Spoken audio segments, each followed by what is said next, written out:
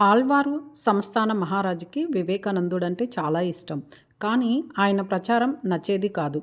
ఒకసారి ఆలోచనలో పాశ్చాత్య పోకడలకు లోనైన ఆ మహారాజా మంగల్ సింగ్తో స్వామి వివేకానందుడికి కఠినమైన వాగ్వాదం జరిగింది.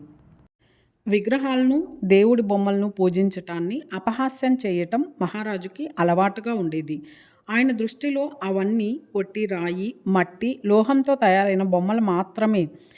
హిందువులు విగ్రహాల ద్వారా భగవంతుని పూజిస్తారని వివేకానందుడు వివరించేందుకు ప్రయత్నించాడు. ఆ వివరణలేవి మహారాజుకి సంతృప్తి కలిగించలేకపోయాయి.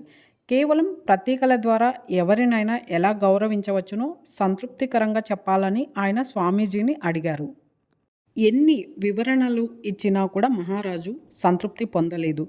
గత్యంతరం లేని పరిస్థితుల్లో స్వామీజీ గోడకు తగిలించి ఉన్న మహారాజు గారి వర్ణ చిత్రాన్ని తీసుకురమ్మని దివాణంలోని ఒక మంత్రికి సూచన ఇచ్చాడు. దానిని కాలితో తన్ని దానిపై ఉమ్మి వేయమని చెప్పాడు. మంత్రితో పాటు దివాణంలోని వారంతా నిర్ఘాంతపోయారు.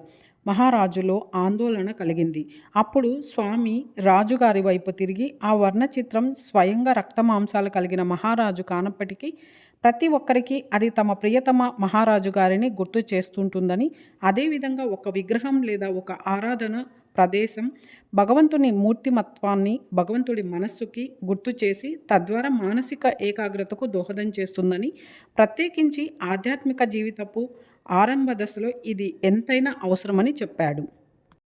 మనోభావాల పట్ల మొరటుగా వ్యవహరించినందుకు మహారాజు స్వామికి క్షమాపణలు చెప్పుకున్నారు.